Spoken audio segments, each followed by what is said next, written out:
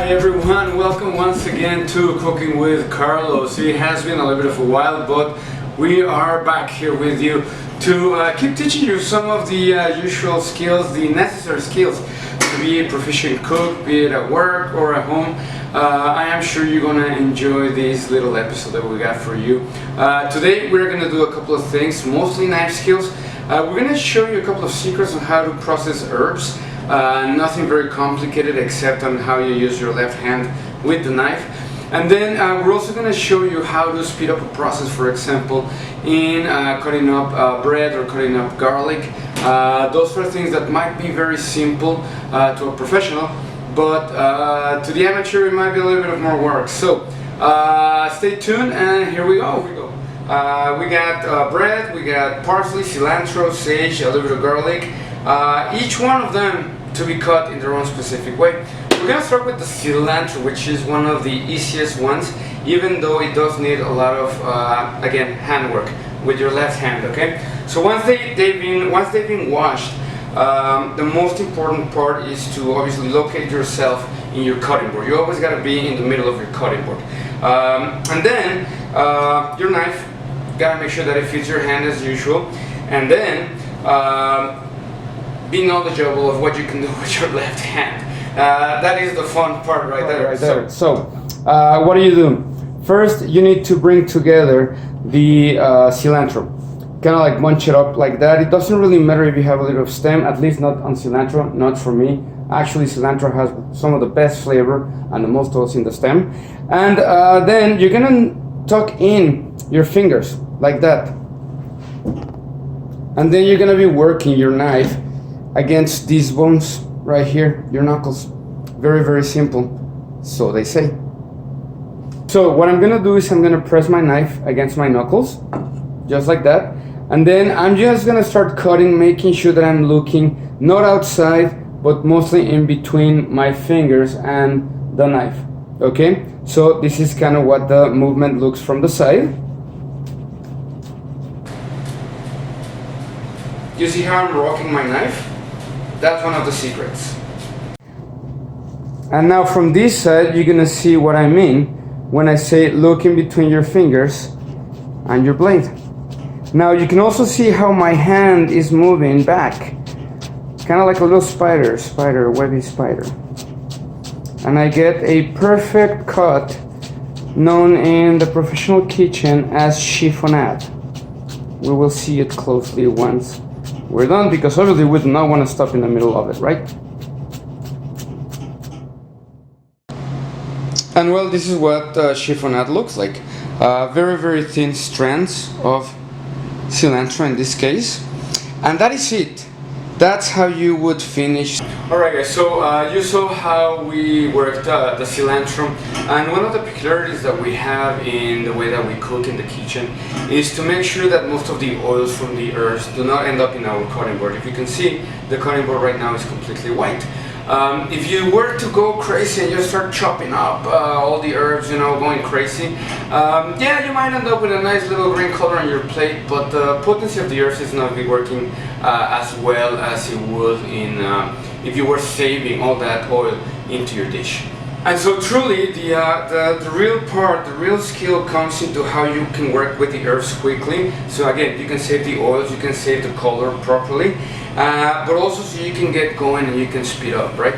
Now in regards to parsley, for example, this is one of the herbs that a lot of cooks just go crazy with it.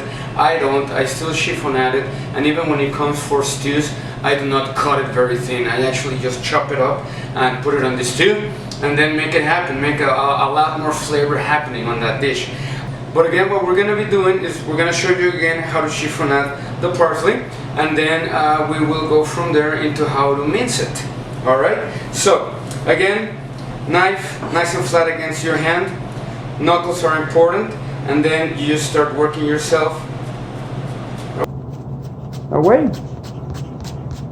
And now that we have chiffonade, now a lot of people usually what they do is they kind of like, just start going 90 degrees to the other side. Lift it up.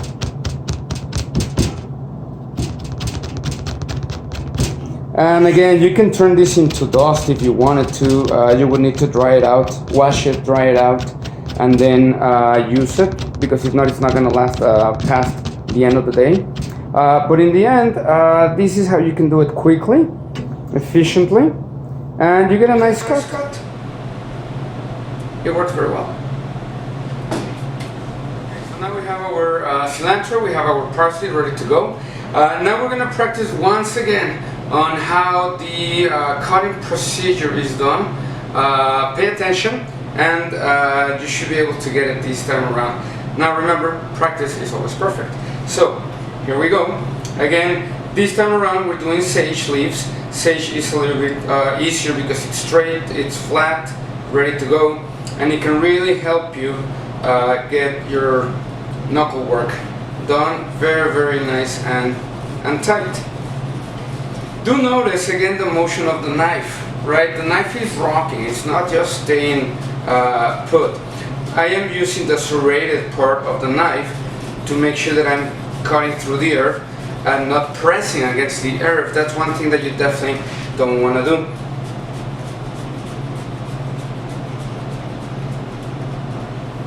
There you go.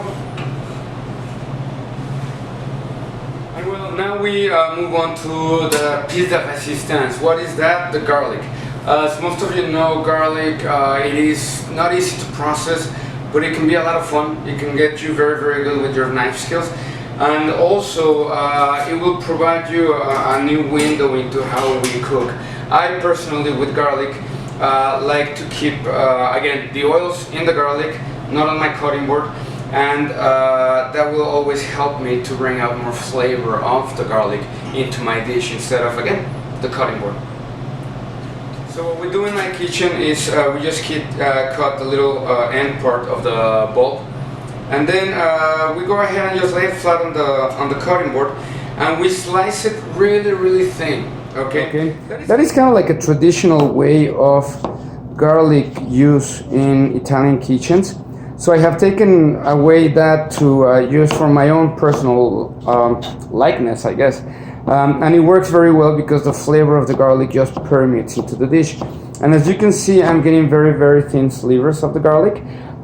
It is very nice when you cut it this way, because when you fry it, you can also even see the garlic in your dish. If you say you want to mince it, because that's what the recipe says, and you want to stay true to the recipe, then it's very, very easy from here to take it to a mincing arena, I would say. So how do you do that? Well, we have the flat garlic, just like the flat sage, and well, we're gonna julienne it now, very, very, very thin. I do have to concentrate on this part. And now what you're seeing is, okay, now I have this little nice julienne of garlic that then I'm going to dice. Credit where credit is due. I did learn this procedure out of reading a certain book from a certain chef, and I took it upon myself to, see if it actually worked, if it actually kept most of the flavor of the garlic into my dishes, and it did. It can be long, but the process is worth it. After this, now that you have the julienne, then what you're gonna do is you're just gonna mince it, literally mince it, which is in the end dicing the julienne into very, very, very fine little pieces of garlic. There you go. Now all the flavor is still in my garlic. Obviously some of the oils have seeped out into the cutting board, but I can assure you that, let's say 80%, just to be safe, 80% of the oils of my garlic are there. And now you can see what it looks like up close. Very nicely done.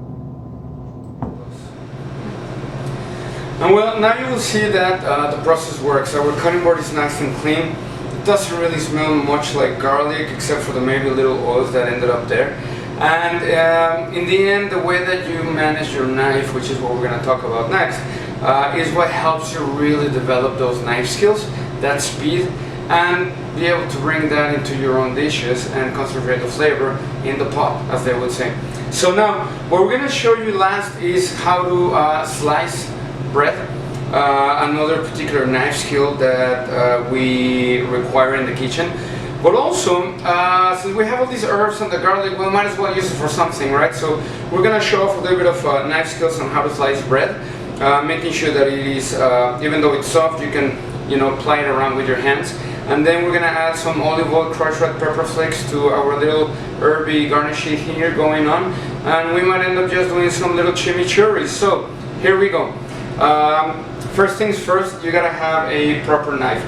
If you have a serrated knife, such as this one, obviously you have to be very careful because this serrated part will definitely take away your fingers, but it's what's going to help you make the work better.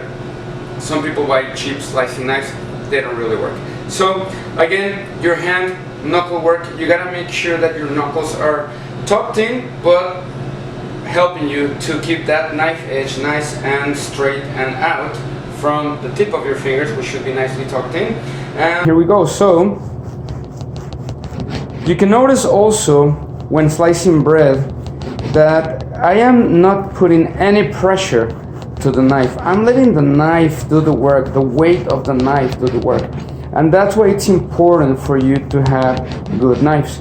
If you have a knife and you have to pressure it instead of using the serration of the knife to cut, then you definitely have the wrong knife. So from there you can see that we have some very, very nice slices. Mostly even, as I said, showing off. And now we're going to toast this bread and we're going to be able to make it with our little chimichurri here that we have going with the ingredients in front of us. We have a great example of all of our cuts. We have chiffonade, mincing, also mincing in the garlic, but also you already saw how we can slice it really thin so it works for our recipe. A little bit of sage, and then we just added a little bit of crushed red pepper flakes. And we have a nice lemon that we're gonna help these little herbs become a nice little chimichurri for a snack, or you can use all those herbs for putting on, a nice chicken breast, a nice grilled steak, perfect for what's coming in the summer.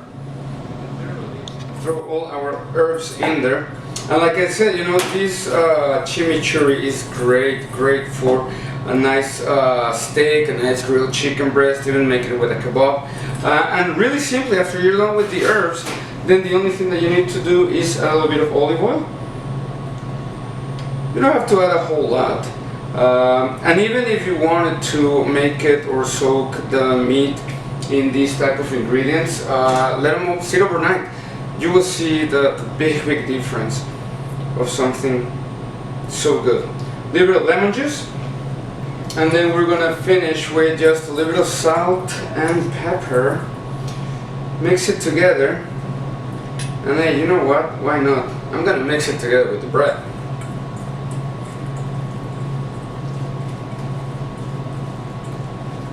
I don't need a scoop.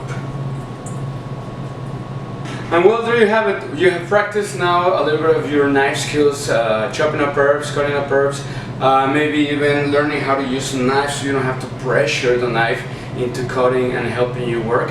And well, since we didn't want to waste any of our ingredients, we have this little chimichurri here that we're gonna give it a nice little try.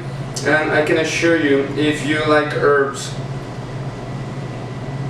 this is perfect. And well, there you go. Thank you for joining us once again here in Cooking with Carlos. We appreciate your time, we appreciate your help. And don't forget to give us a like, subscribe when you can. And hopefully we will see you soon with a little bit more episodes on how to get around the kitchen, okay? Thank you for joining us once again, and talk to you soon. Goodbye.